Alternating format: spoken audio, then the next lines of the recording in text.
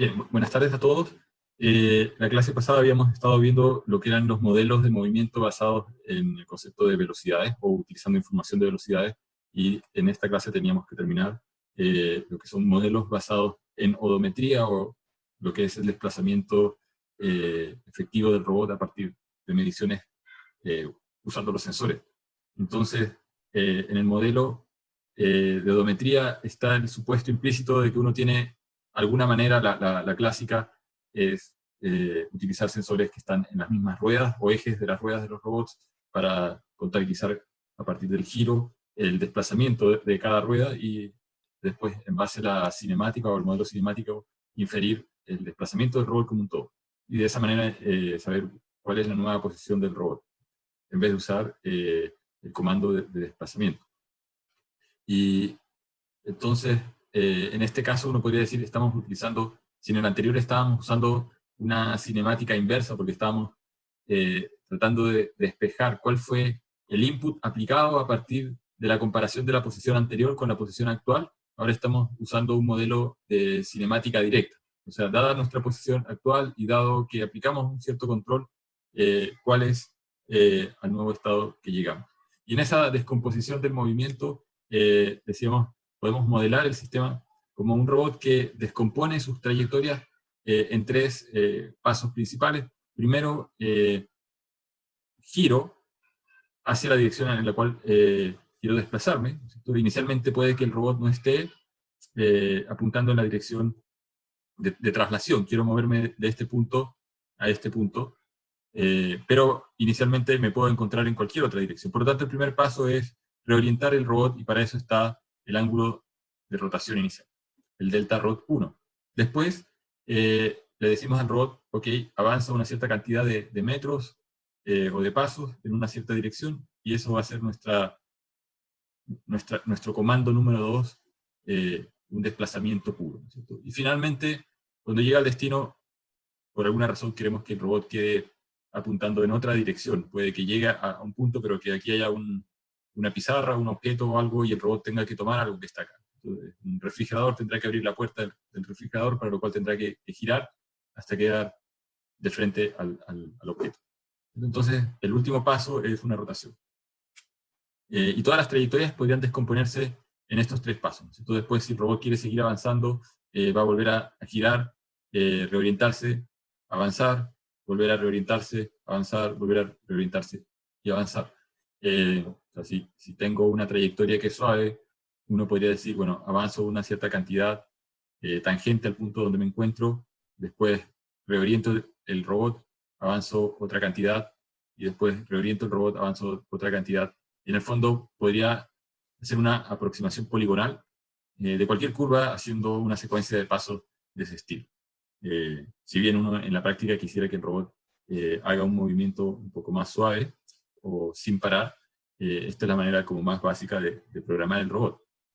Aquí no vamos a entrar en el detalle de la optimización de la trayectoria, eso es algo que vamos a ver en el último capítulo, pero efectivamente, desde el punto de vista físico, despedazar la trayectoria de manera poligonal no es energéticamente eficiente, porque cada vez que yo llego a un punto tengo que hacer que el robot se detenga, pare, vuelva a acelerar, frene, gire, vuelva a acelerar y así sucesivamente. Y en ese proceso de acelerar, frenar, se consume energía, más energía que en el caso en que uno hace una trayectoria a una velocidad uniforme, sin estar, o sea, al principio tendrá que acelerar para salir del reposo, pero después, si se mantiene la velocidad uniforme, la energía consumida es menor. Así que esa parte, digamos, de si la trayectoria es eficiente o no, eso no es parte de lo que vamos a ver ahora en el modelo.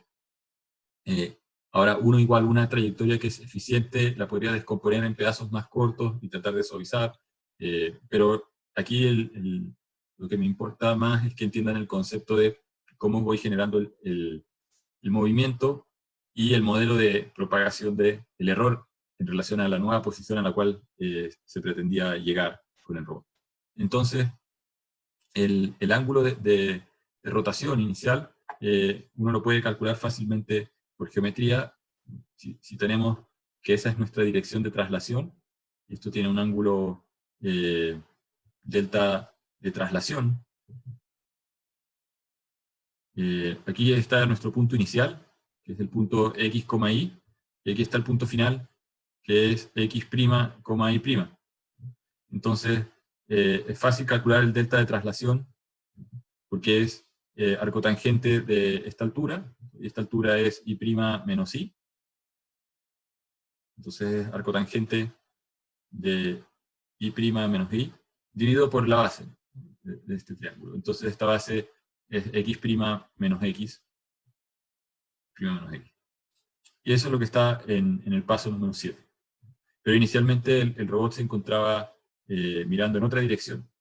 ¿Sí? Entonces, tengo que girar un ángulo que dijimos que era el ángulo delta rot de rotación 1.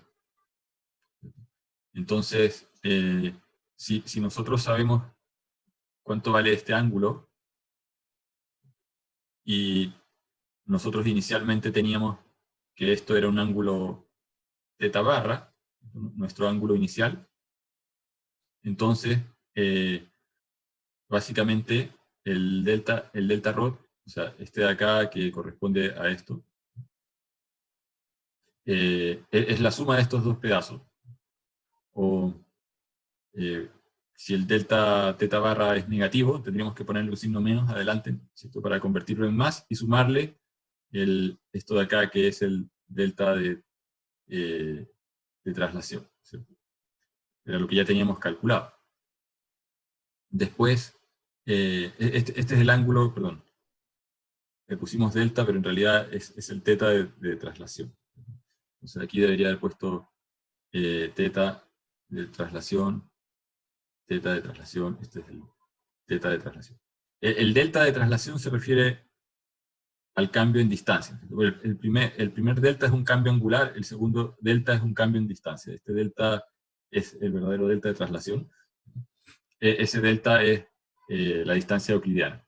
Entonces, tenemos esa distancia euclidiana, tenemos el delta de rotación 1, y finalmente el delta de rotación final.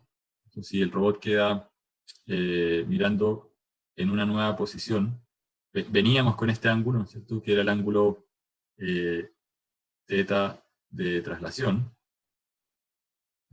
y entonces se hace un giro delta rot 2, así como está en este diagrama, delta rotación 2.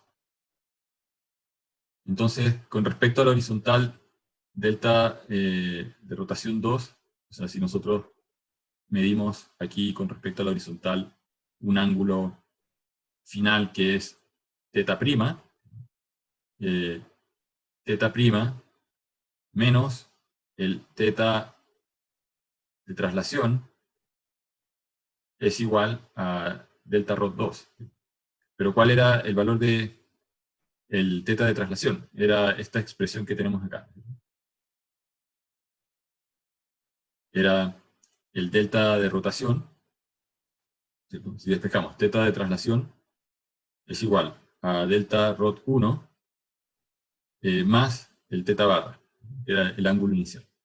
Por lo tanto, al reemplazar θ de traslación nos queda θ' menos delta rot 1 menos θ barra, que es la fórmula que está acá.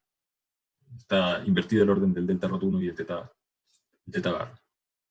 El punto es que podemos calcular estos tres incrementos o cambios. El primero y el último son angulares, el segundo es traslacional, en función de la pose inicial. Recordemos, la pose era x y θ, y la pose final, que era x', y' y el θ'. Entonces, nosotros sabemos de dónde partimos, a dónde llegamos, y podemos, a partir de esos datos, descifrar, ¿cierto?, cuál fue la secuencia de maniobras de rotación-traslación que fue necesario realizar. Y esas serían las fórmulas. Entonces, tenemos, esto ya estaba calculado en la lámina anterior, tenemos que entonces incorporar el ruido. Y decíamos, en el primer paso, el robot puede estar apuntando en una dirección. Yo quiero ir en esta dirección, que sería mi dirección θ de traslación. Inicialmente, con respecto a la horizontal, el robot se encuentra orientado en la dirección θ, y girábamos una cantidad delta rotación 1. Pero ese giro puede tener un margen de error. Puede que gire un poquito menos, un poquito más, y se me hace una especie como de cono. Yo podría salir, en promedio debería salir centrado, ¿no es cierto?, tener error de media cero, pero puedo tener una leve desviación angular, y eso va a hacer que mientras más avance, más me voy a desviar con respecto a la línea central. Por eso, uno puede decir que el ángulo va a ser proporcional al comando de rotación. Proporcional. Si le digo que gire mucho, probablemente voy a ir con mucho vuelo y me voy a pasar. Y proporcional a un factor de traslación. Nuevamente, en la primera acción, normalmente alfa 1 es mucho mayor que alfa 2. Cuando se completa esa acción, después el siguiente paso es, dado que estoy aquí, tengo que avanzar en una dirección. Y puede que tenga un error en llegar al punto final, que quede corto o que quede pasado, y es este número que va a ser un número que está centrado en el comando que yo le entrego al robot. Digo, avanza una cantidad delta trans, pero va a haber un factor que es proporcional, fíjense aquí, a las rotaciones y a la traslación. Y aquí típicamente alfa 4 es mucho mayor que el factor alfa 3, que es proporcional a la suma de rotaciones tanto inicial como final. Y finalmente, la última rotación, nuevamente, es proporcional al valor solicitado, pero también a un error que va a ser proporcional a la traslación anterior y a la última rotación. O sea, uno podría decir que el robot tal vez venía con algo de vuelo, ¿no es cierto? Y en el momento en que yo le digo gira y reoriéntate al final, el robot siguió avanzando un poco. Eso explica por qué está el delta de traslación acá, aun cuando la última maniobra era de rotación pura. Ahora, si es que uno sabe que el robot responde instantáneamente y que no va a haber un desplazamiento adicional al final, desde el momento en que le digo que cambie de rumbo, uno podría decir que alfa 2 es igual a 0, y solamente trabajar con alfa 1 en proporción al comando de rotación. Fíjense que aquí aparecen repetidos alfa 1, alfa 2. ¿Por qué? Porque los comandos de rotación son sensibles a la magnitud de la rotación. El error es sensible a la magnitud y tiene también cierta sensibilidad menor a la traslación. En cambio, el comando de traslación es principalmente sensible a la traslación, este alfa 4 es el que domina, y menos a la diferencia de rotaciones que hayan ocurrido anteriormente. Desde el punto de vista... Profesor, ¿Sí? una consulta ahí. ¿Por qué la traslación depende de las dos rotaciones y la rotación 2 se hizo después de la traslación? Esto es básicamente por las diferencias que les mencionaba. O sea, cuando yo digo que empieza a trasladarse, puede que el robot todavía haya venido con algo de viada, ¿no es cierto? Y esté todavía girando un poco, con un poco de inercia, ¿no es cierto? Y siga girando. Por lo tanto, la primera es fácil de entender. Uno dice, ok, hay un efecto. A pesar de que yo le dije, empieza a trasladarte, todavía está ejecutándose un poco eso. Y después, este de acá probablemente uno podría asumir que es aproximadamente cero el efecto, y no considerarlo, o considerarlo en el sentido de que puede que haya una especie de traslape, y que antes de ejecutar el paso, o sea, antes de haber llegado al punto terminal de la traslación, el paso 3 ya se empiece a ejecutar. O sea, lo que ocurre muchas veces en robótica es que para evitar el problema que yo les decía de bajar la velocidad a cero, ¿no es cierto? Si yo quiero moverme, y esto se ocupa también en los brazos robóticos industriales, yo puedo decirle al brazo o al robot móvil, supongamos que este es un brazo, aquí está la mano, el robot está sujetando alguna herramienta, podría ser una antorcha de plasma, una herramienta para soldadura al arco. ¿Y qué es lo que ocurre? Que si yo le digo al robot, llega acá, suelda esta plancha, hasta acá, el robot va a avanzar, ¿no es cierto? Al principio tienes cero velocidad. Aquí estoy dibujando el perfil de velocidad. La velocidad aumenta, empieza a avanzar a velocidad constante y después empieza a frenar. ¿Y qué pasa cuando frena? Al final se detiene porque después tiene que reconfigurar sus motores y empezar a avanzar hacia allá. Y aquí se produce una acumulación, ya sea de material, si es que es una soldadura con aporte, o si es una antorcha de plasma y está quemando el metal, lo va a derretir más acá en las esquinas y se hacen unos hoyos. Y se nota eso, si uno lo ve en ciertas máquinas, se nota. Entonces, para que no ocurra eso, y el robot no parta de velocidad cero, acelere, se mueva a velocidad constante, frene, parta de nuevo en otra dirección, lo que se hace es que se define una zona virtual en torno al punto de destino. Entonces, y supongamos que esto es una zona de 5 milímetros. Y aquí alrededor del otro también hay una zona virtual, zona 5 milímetros.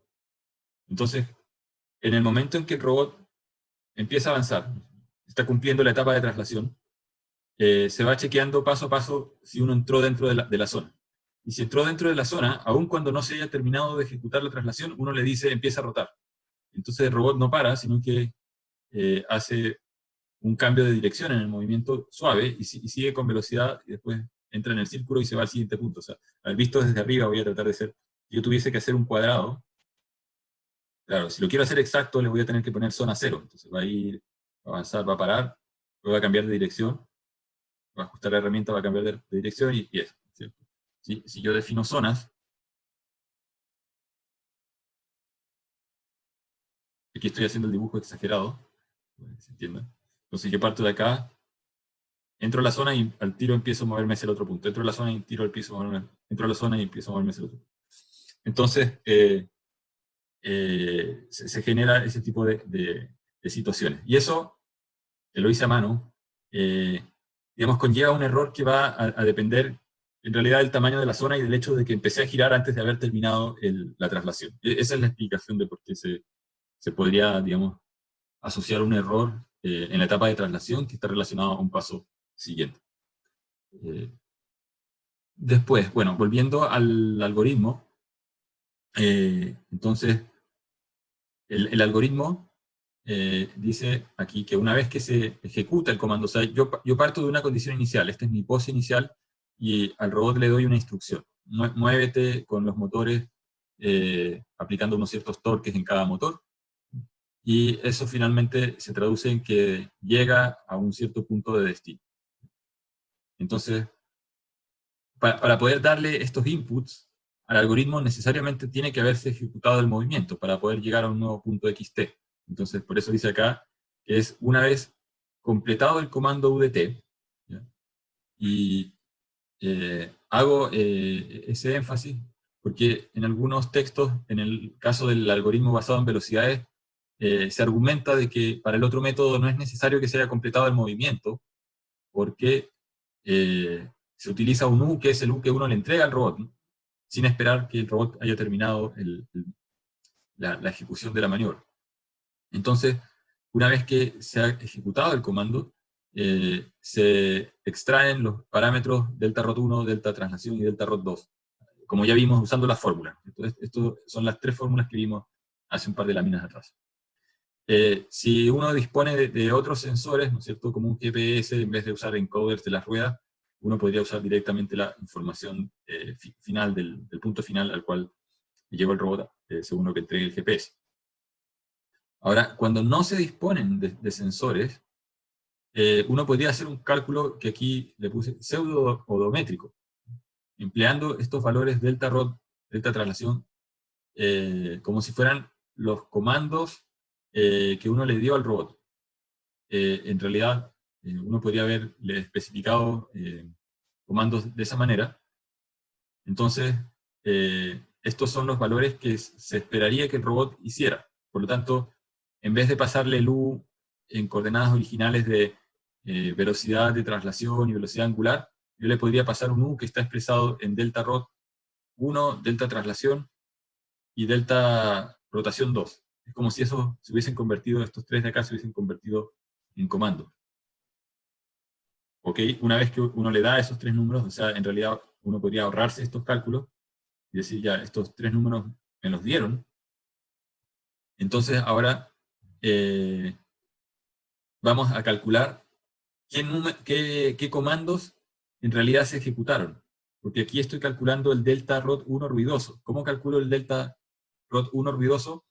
A partir de los datos que realmente ocurrieron, ¿cierto? Yo partí de una posición X inicial y llegué a una posición X', un Y inicial, a un Y', etc. Eso me permite calcular qué maniobras se habrían ejecutado efectivamente. Estos de acá son como las maniobras solicitadas y estas son las maniobras realmente ejecutadas. Entonces, aquí es súper fácil ver que el error en cada maniobra, así como en el otro caso nosotros hablábamos de un epsilon u, la probabilidad de epsilon u por la probabilidad de un epsilon, o sea, acá poníamos un epsilon v de velocidad de traslación, que ese era el comando, el vector u estaba compuesto de velocidad de traslación y velocidad angular. Después calculamos cuál era la probabilidad de que haya ocurrido un error en velocidad longitudinal y un error en velocidad angular. Y además agregábamos un tercer término que era epsilon con un comando ficticio gamma. Aquí estamos haciendo lo mismo, pero estamos calculando con respecto a pseudo comandos que serían un epsilon delta rotación 1, un epsilon delta traslación y un epsilon que sería delta rotación 2. Entonces, conceptualmente, ambos métodos hacen lo mismo, recurren a la misma estrategia. Es decir, bueno, dado que me moví de aquí a aquí, esto significa que tiene que haber ocurrido este control, pero el que yo le dije era este otro, entonces, ¿qué tan probable es que haya ocurrido esa diferencia?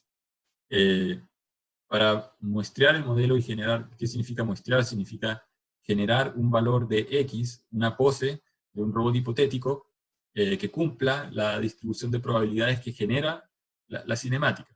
Entonces, en este caso, para generar un nuevo punto, yo quiero que, o sea, cuando digo generar un nuevo punto, yo quiero que el algoritmo me dé un X', un Y' y un θ', ¿a partir de qué? De la condición inicial y del comando de movimiento que le di al robot. Entonces, por un lado, yo puedo, con el UDT, con el modelo teórico, saber que me voy a mover desde una posición teórica X barra a una posición teórica X barra en T, desde X barra en T menos 1. Y entonces voy a tener estas posiciones barra que son como los teóricos.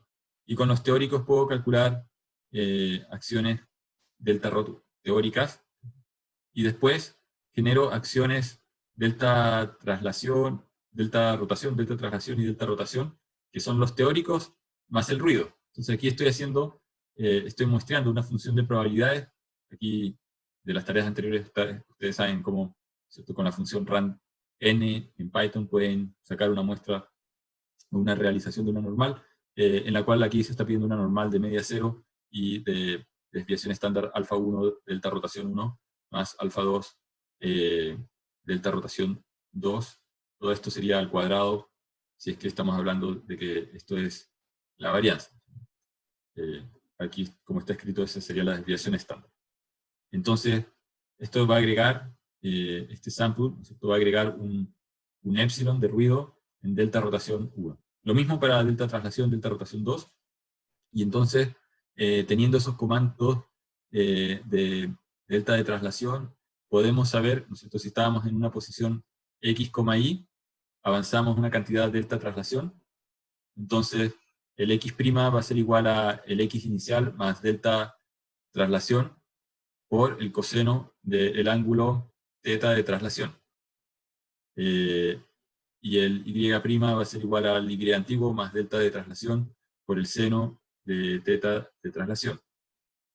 Entonces es lo que está... pero ¿cuál fue el θ de traslación que realmente se ejecutó? Fue el θ ideal más el delta rot 1. Por eso aparecen estas fórmulas que son las tres fórmulas que están acá, que generan, entonces, a partir de comandos ruidosos, fíjense lo que estamos haciendo. Estamos haciendo, estos son los comandos ideales, a los comandos ideales agreguemos el ruido, y entonces veamos dónde se habría movido el robot ruidoso. Genera esos tres puntos, que no es otra cosa que simular el robot con un modelo cinemático. Una pregunta que podría surgir, o que a veces surge, es, ¿podemos usar un modelo un poquito más realista, que sea dinámico y considerar los fenómenos de segundo orden, o sea, las aceleraciones y no solamente las velocidades y desplazamientos? Sí, se puede. Computacionalmente obviamente es más costoso porque se agregan un par de ecuaciones más, pero la lógica es la misma.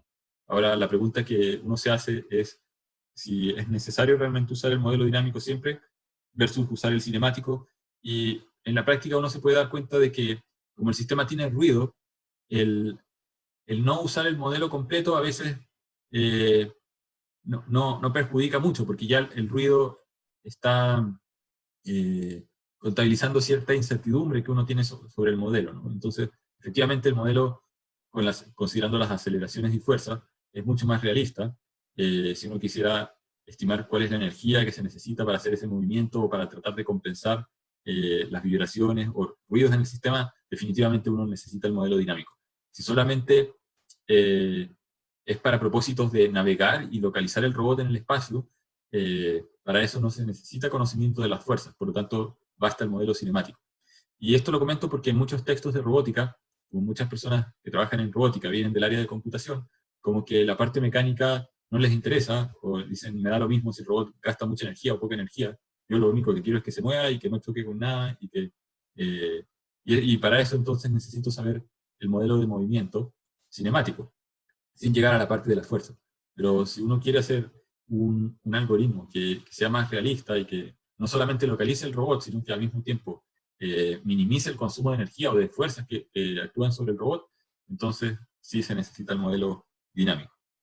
Entonces, si hablan o ven algo en libros que son más del área de computacional, que no tienen modelo dinámico, y alguien les dice, no, siempre hay que usar el modelo eh, cinemático, igual no lo tomen eso como si fuese una verdad absoluta, porque va a depender del contexto. Entonces, es imposible optimizar una ruta. O sea, una cosa es optimizar la distancia, ¿cierto? Y efectivamente, para optimizar la distancia en un recorrido, o sea, si yo estoy haciendo el desplazamiento de un robot en un pasillo, y quiero llegar a este punto, yo tengo varios caminos. Podría tomar el camino más abierto, no sé, o podría tomar un camino más cerrado, y probablemente hay un óptimo, ¿no? Y el óptimo, y hay otros que son evidentemente subóptimos, podría moverme zigzagueando. Entonces, una cosa es optimizar la distancia, decir, no, el camino más corto es ese. Cuando yo digo el camino más corto, estoy en el fondo integrando la posición en X, integrando la posición en Y, y sumando para tratar de encontrar la curva o el arco más corto. Pero eso no está sumando nada de fuerza. No me dice qué es lo que tuve que hacer para poder seguir esa trayectoria. Entonces, si yo además sumo una función que considera fuerza aplicada al motor derecho, aquí estoy abusando un poquito de la notación porque debería usar, puede que en algún momento el motor derecho tenga valores negativos, esté aplicando, girando hacia atrás para poder reorientar el robot, tendría que aplicar acá valor al cuadrado. Entonces, yo quiero la energía de cada motor, el izquierdo, la fuerza del motor izquierdo. La solución cambia, ya no necesariamente es la recta más corta la que va a minimizar la energía, sino que podría ser una en la cual, porque aquí probablemente tuve que reorientar el robot inicialmente, o sea, a partir del reposo, aceleré, frené, y después empecé a avanzar, y después lo reoriento al final. En cambio, me conviene partir con la orientación que tenga e ir acomodándola en el camino. Si el robot estaba mirando hacia acá, voy a exagerar el dibujo, capaz que me convenga avanzar, aunque sea un poquito, sin hacer una maniobra de reorientación inicial. Me convenga avanzar y después tratar de converger a la línea más corta. Entonces, en esos casos, uno está forzado a usar el modelo dinámico, ¿ya? Y eso es así, no hay un atajo. Y aquí, como dice en este resumen de la tabla, lo que se plantea en el libro de Thorne, Probabilistic Robotics, yo considero que es bien debatible, ¿bien? Por las siguientes razones. Cuando uno habla del modelo basado en odometría, uno puede usar delta robot, delta traslación, delta rotación, como si fuesen controles, que es exactamente lo mismo que utilizar U y B y omega, perdón, como controles. Por lo tanto, uno también podría decir, como no tengo encoders en las ruedas, entonces no voy a resolver un problema de cinemática directa, sino que voy a hacer cinemática inversa, pero con estos controles. Por lo tanto, el de odometría también se podría ocupar cuando uno no tiene sensores, así que el argumento de que el modelo de velocidad es para cuando uno no tiene sensores, como que se cae en eso. Después, lo que dice acá, ¿no es cierto? Que el de odometría es muy útil cuando uno tiene encoders. Bueno, ¿qué pasa si yo tengo sensores para las velocidades? Que es lo típico, en un robot van a ver, es muy raro que un robot tenga encoders y que no pueda extraer información de velocidad a partir del encoder. Entonces, al final sí tengo sensores también en el modelo de velocidad. Después, se argumenta que el de odometría es más preciso que el método de velocidad. Eso también es súper debatible, porque la precisión va a depender de los sensores. O sea, si uno está pensando en usar encoders, los encoders muchas veces, si tienen pocas cuentas, van a generar una estimación de desplazamiento que es muy gruesa, que es de muy baja resolución. Por lo tanto, eso puede ser peor que usar sensores de velocidad, que tienen, los sensores de velocidad también tienen ruido, son tacómetros o tacogeneradores. Entonces, este argumento también yo creo que viene de una mirada como muy computacional y no de una mirada como de aplicación con el hardware real. Después, esto también es discutible. La probabilidad de transición de estado, ¿no es cierto?, de moverme del x de t-1 a x de t, en odometría supuestamente está en retrospectiva una vez que el movimiento se ejecutó. O sea, tuve que esperar a que la señal u de t terminara de hacer su acción para después decir, y bueno, hay una parte que es real, que si yo estoy despedazando una trayectoria muy larga en rotación, traslación, rotación, y la traslación es muy larga, tengo que esperar un buen rato a que el robot termine de completar ese tramo recto largo. Mientras que cuando uno está utilizando el modelo que está basado en velocidades, como las velocidades yo las mido instante a instante, no tengo que esperar nada. O sea, estoy aplicando en este momento, en este milisegundo, una señal U y un omega, y en el segundo, y en el milisegundo siguiente estoy utilizando otro U y otro omega, y entonces puedo estar permanentemente actualizando esta probabilidad de propagación de estado. En ese sentido hay algo de cierto. Pero nuevamente todo se vuelve medio relativo cuando la trayectoria se discretiza en pasos mucho más cortos, porque en ese caso la odometría y el método de velocidad se empiezan a aparecer.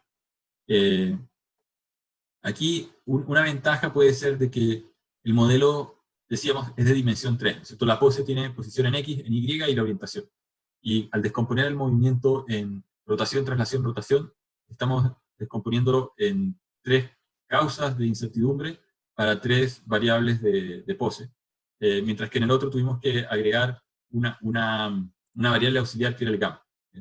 Entonces, hay un tema como de dimensionalidad del modelo que es consistente en el caso de manera natural, en el caso de la odometría, mientras que en el otro se tuvo que incorporar una variable auxiliar. Entonces, después, desde el punto de vista de costo computacional, uno podría argumentar que probablemente la versión de odometría es más fácil de entender o más intuitiva, porque uno puede ver de manera visible, si es que uno realmente programa el robot en esa secuencia de 3 acciones, rotación, traslación, rotación, es mucho más claro, ¿no?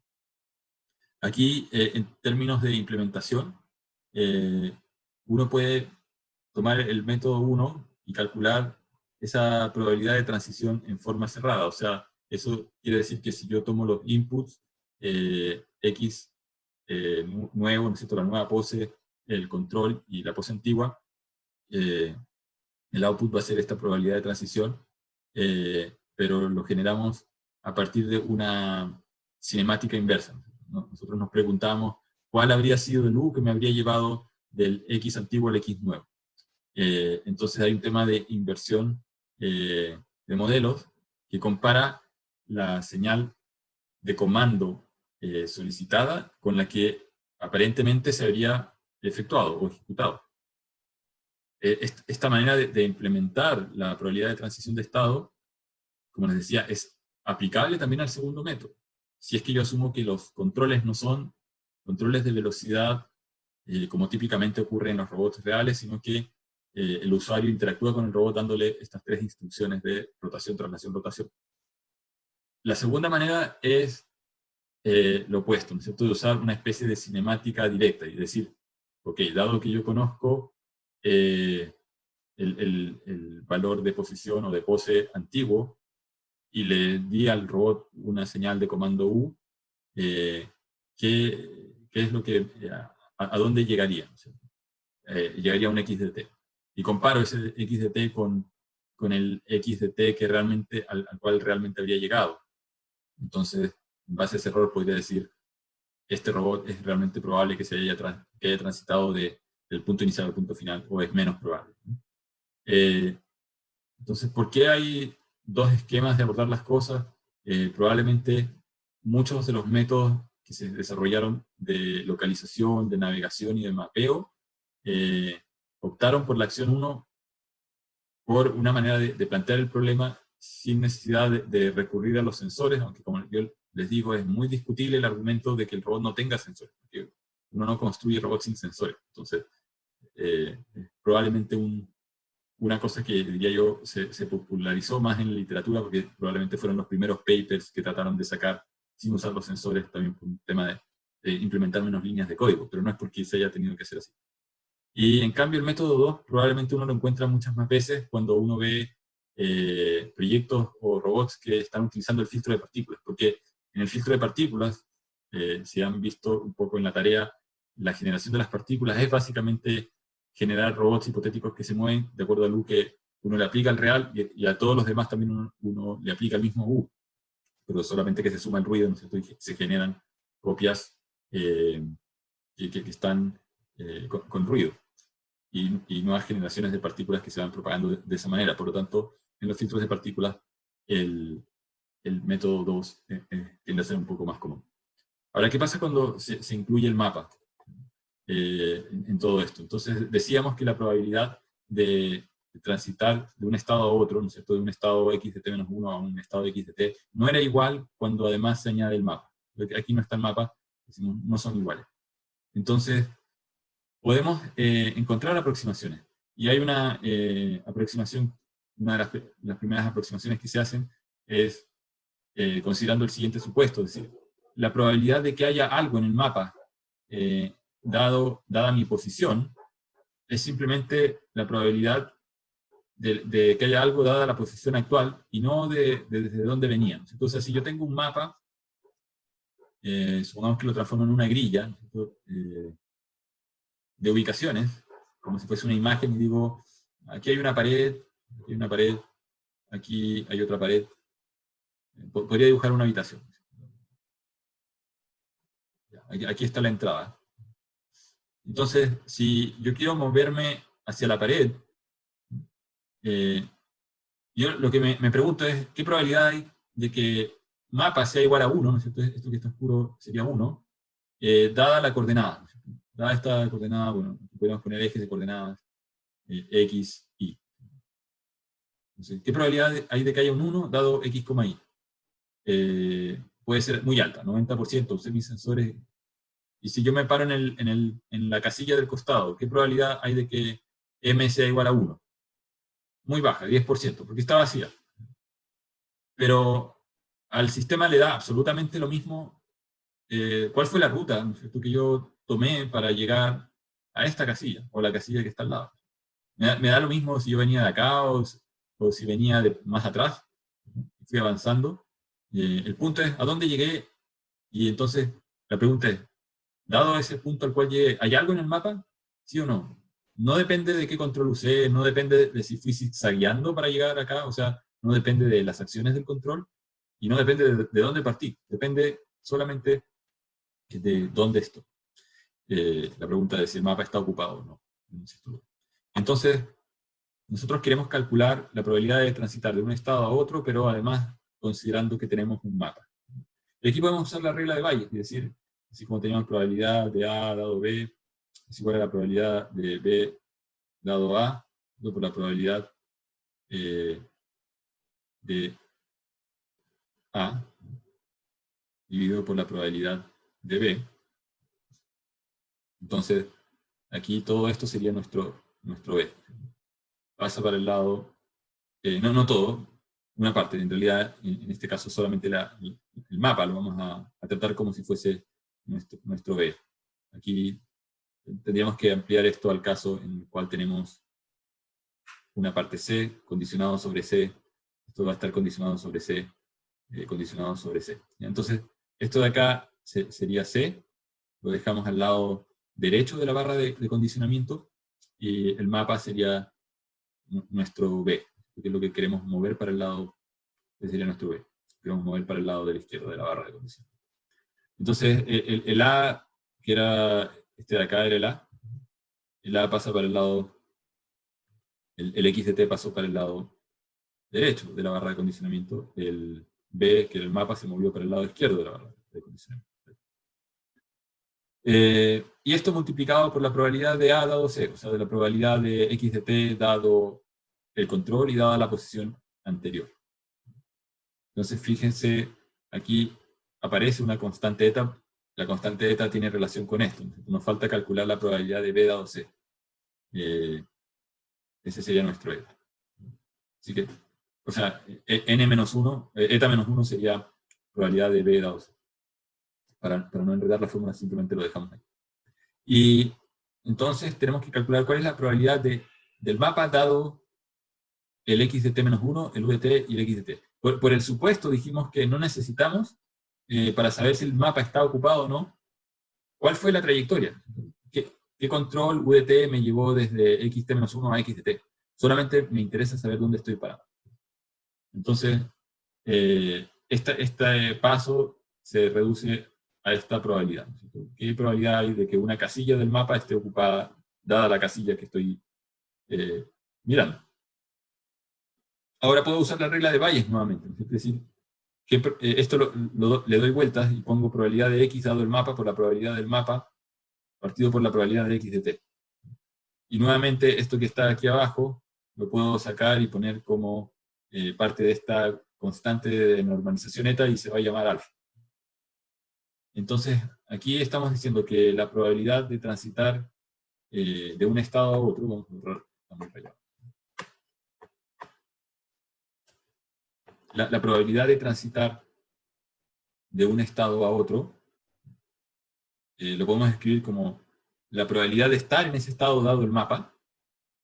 O sea, si el mapa me está diciendo que aquí hay una pared, la probabilidad de estar adentro de la pared es 0, por lo tanto, o muy baja, 0.1, por la probabilidad de transitar. Ahora, esta probabilidad de transitar es la probabilidad de transitar que no ocupa el mapa, y esa ya la teníamos calculada, o la podemos calcular con los algoritmos que hemos visto en las láminas anteriores. Por lo tanto, esta parte la sabemos hacer, en teoría.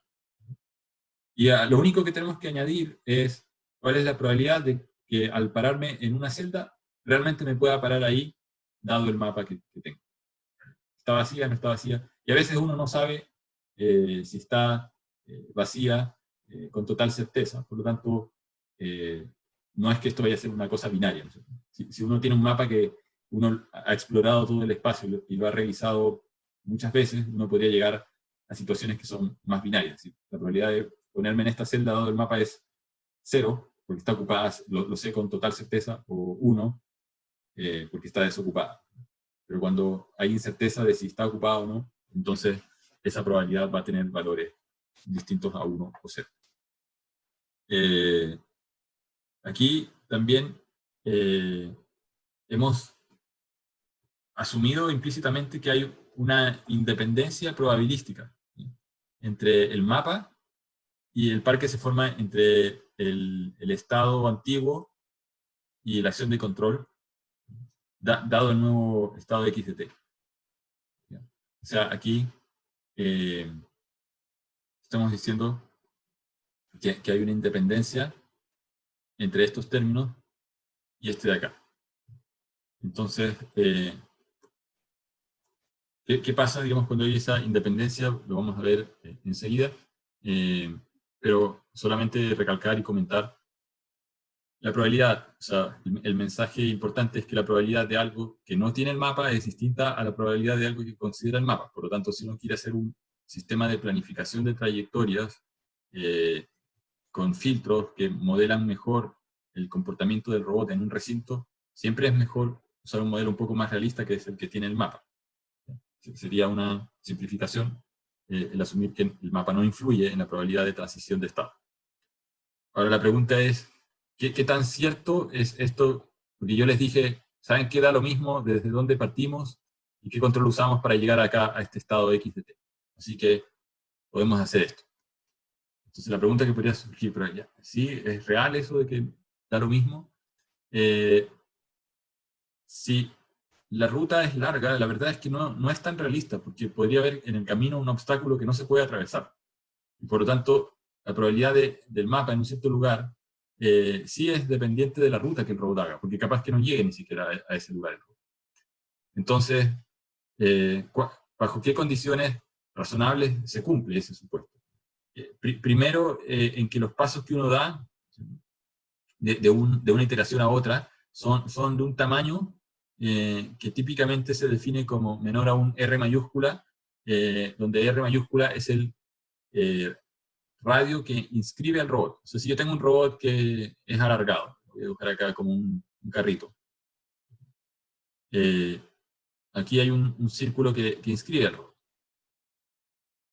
Entonces, cuando estoy preguntando la probabilidad de transitar de un estado a otro, el tamaño del paso máximo que debería ser menor al radio, ¿no es cierto? O sea, ¿qué probabilidad hay de que yo me mueva en un punto que está justo en la periferia de este círculo de tamaño R? Cuando los pasos que hago son muy largos, existe la probabilidad de que entre medio haya un obstáculo. Por lo tanto, capaz que, claro, este lugar esté vacío, este lugar está vacío, y qué probabilidad de pasar de aquí a acá. Ah, bueno, como este está vacío, sí, el robot lo puede ocupar. Pero en la práctica no ocurre porque en el camino el robot habría chocado y nunca habría llegado. Entonces, a eso se refiere la primera condición, ¿cierto? De que la discretización que uno haga del movimiento, ojalá sea en pasos que son más chicos que la mitad del tamaño del robot. El segundo tiene que ver con el periodo de muestreo, que es también muy parecido al primero, porque si uno muestrea el robot cada, no sé, 5 minutos, y el robot se mueve rápido, puede que entre medio el robot haya hecho varias cosas que son infactibles. O sea, si yo entre medio estoy moviéndome y choqué con una pared, y puede que el robot quede dañado, y nunca miré eso, puede que en 5 minutos después yo crea que sí era factible llegar al otro lado y en realidad no llego. Por lo tanto, también tengo que mantener el periodo de muestreo razonablemente corto para tener un buen seguimiento de lo que el robot está haciendo. Y por último, pero esto es aplicable también a otros métodos, no solamente considerando el tema del mapa, es que las perturbaciones no sean perturbaciones gigantes. Y probablemente está más asociado a que nadie apague el robot. Una perturbación gigante, ¿cuál sería? Que supongamos que el robot es un robot de aspiradora, el robot hace un mapa y cree que está en esta sala, no sé, aquí puede haber un sofá, otra mesa, no sé, etc. Y alguien va, apaga el robot, lo levanta y lo cambia al dormitorio.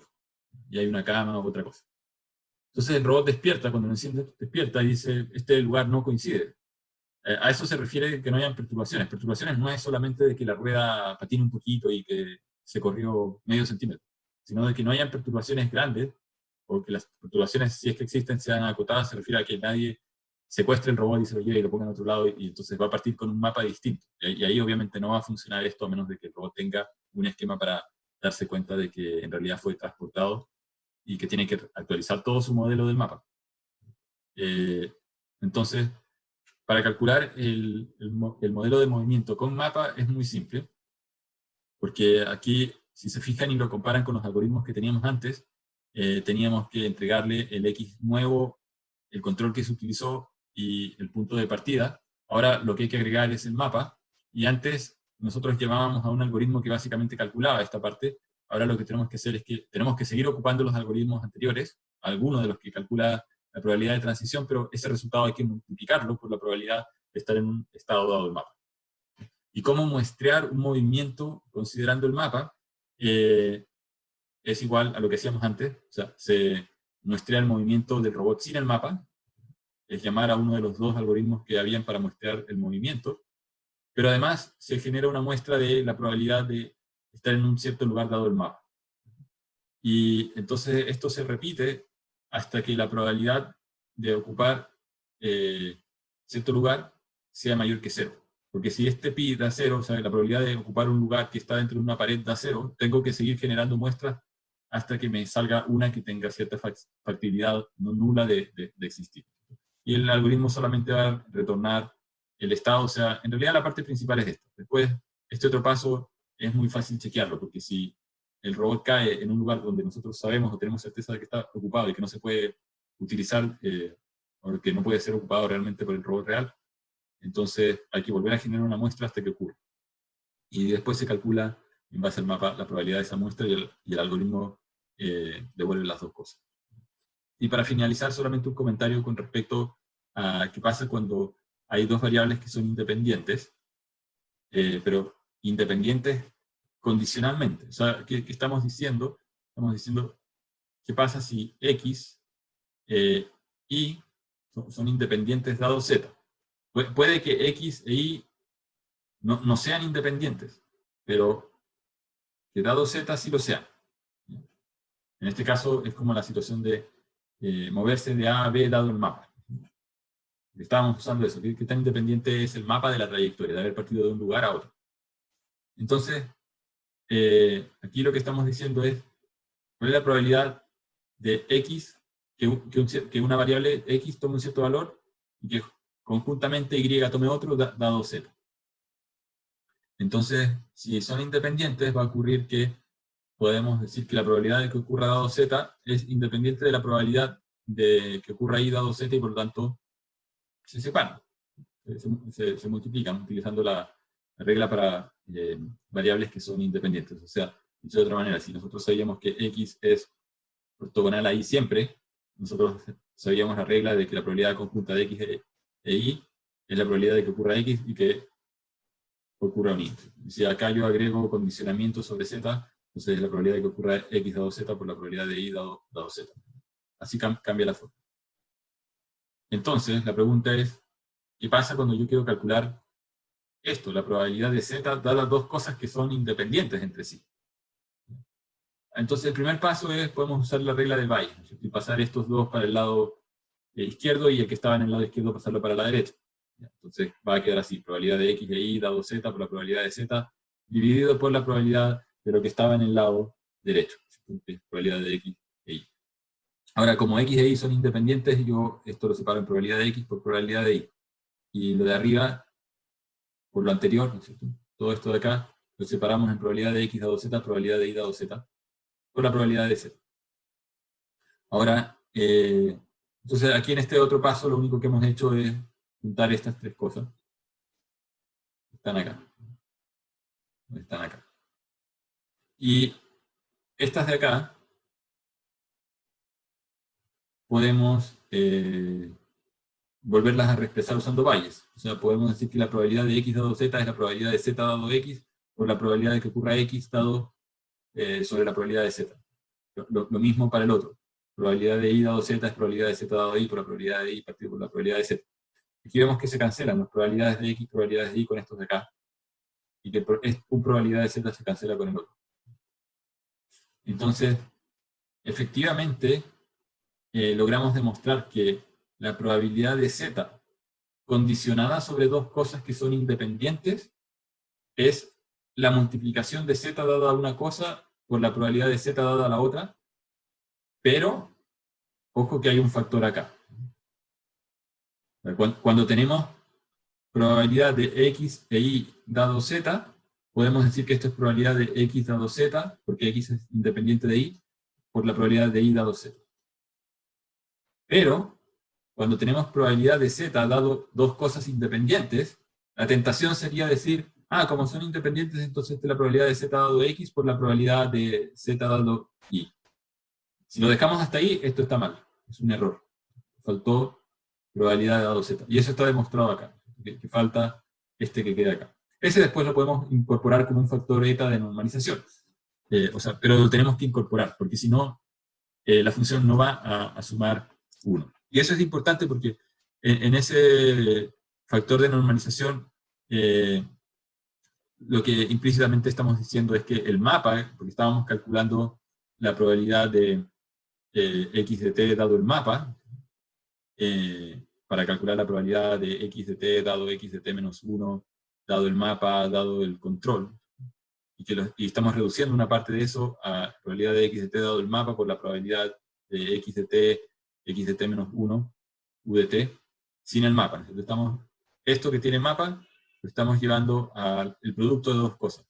Y en el proceso de separar estas cosas, estábamos resolviendo cosas que argumentábamos eran independientes después de la barra de condicionamiento. Por lo tanto, aparece este factor, o sea, aquí aparece un eta adelante de todo esto. Y este eta es clave y significa que yo tengo que normalizar para que cuando yo haga la integral de esto, sobre todas las posibilidades de x, la integral me dé 1. Entonces tengo que ajustar los valores que hay en el mapa, o dicho de otra manera, ajustar el eta que ajuste las probabilidades del mapa. Eso es el detalle, digamos, importante.